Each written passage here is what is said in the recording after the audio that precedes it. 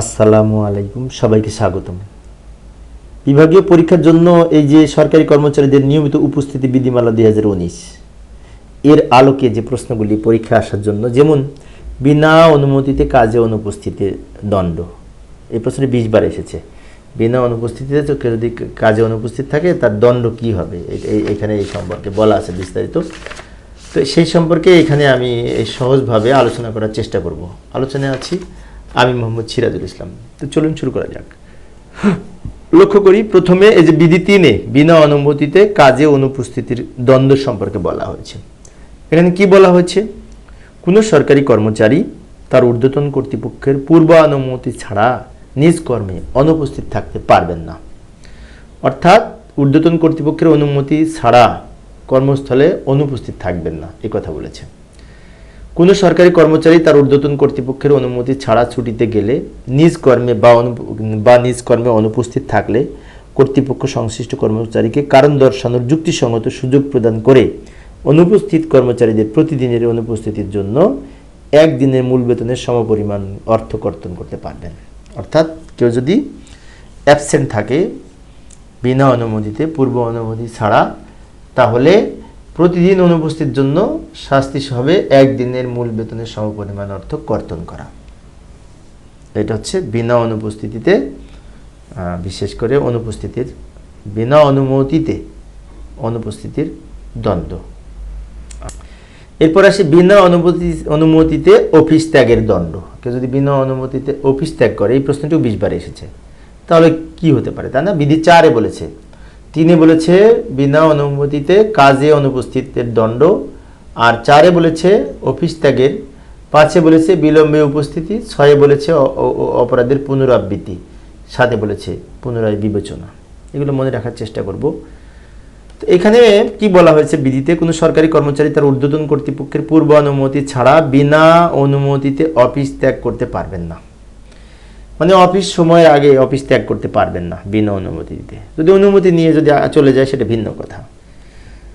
তবে শর্ত থাকে যে জরুরি প্রয়োজনে কোনো সহকর্মীকে বিশেষ করে অবগতকরণ পূর্বক অফিস ত্যাগ করা যাবে। সংরক্ষিত রেজিস্টারে এই ধরনের অফিস ত্যাগের কারণ, সময় ইত্যাদি তারিখ ইত্যাদি লিপিবদ্ধ করতে হবে। কেউ যদি অফিস ত্যাগ করতে চায় তাহলে পারে, যদি অফিস প্রধানকে সেই সময় উপস্থিত না পান তাহলে সহকর্মীর কাছে কারণ বলে অবগত করে তারপরে যেতে পারবে, এবং সেক্ষেত্রে রেজিস্টারে লিখে যেতে হবে। কি এরপরে শাস্তির কথা লক্ষ্য করি। কোনো সরকারি কর্মচারী অফিস চলাকালীন বা তার ঊর্ধ্বতন কর্তৃপক্ষের পূর্ব অনুমতি ছাড়া অফিস ত্যাগ করলে কর্তৃপক্ষ সংশ্লিষ্ট কর্মচারীকে কারণ দর্শানোর যুক্তিসঙ্গত সুযোগ প্রদান করে এরূপ প্রতি ক্ষেত্রে প্রতি একদিনের মূল বেতনের সমপরিমাণ অর্থ কর্তন করতে পারবেন। এখানেও কিন্তু একদিনের বেতন কর্তন করার কথা বলা হয়েছে যদি কেউ বিনা অনুমতিতে অফিস ত্যাগ করে।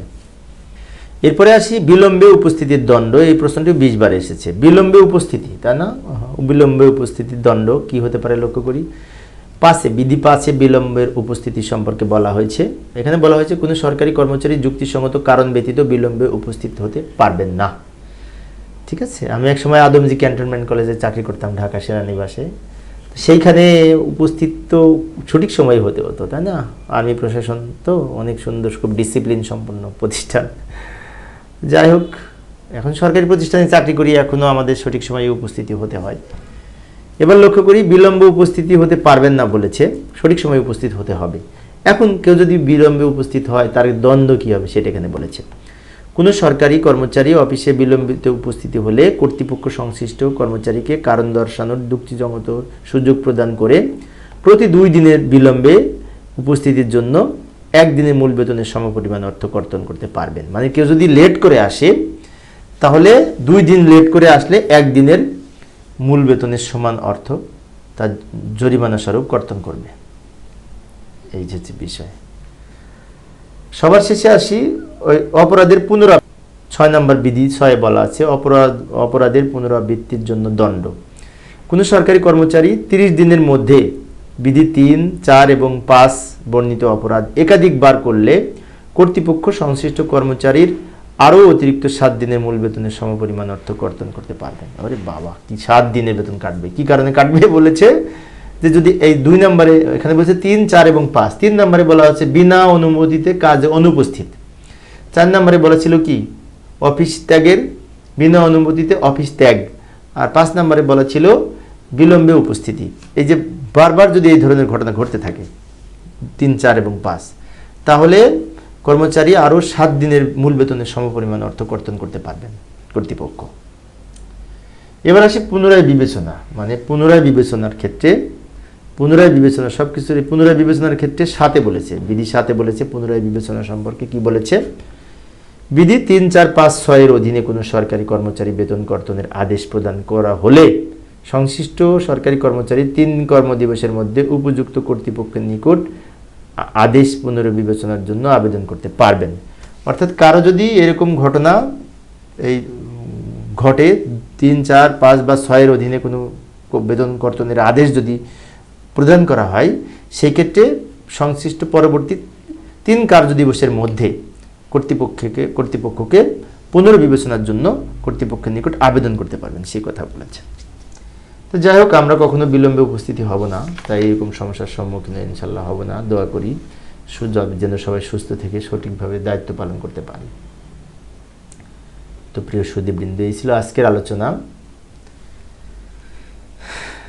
তো আমি অবশ্য প্রত্যেকটা টপিকস নিয়ে একদিন আলোচনা করার চেষ্টা করি। পরিশেষে সবাই ভালো থাকবে এবং সুস্থ থাকবে এই কামনায়। খোদা হাফেজ।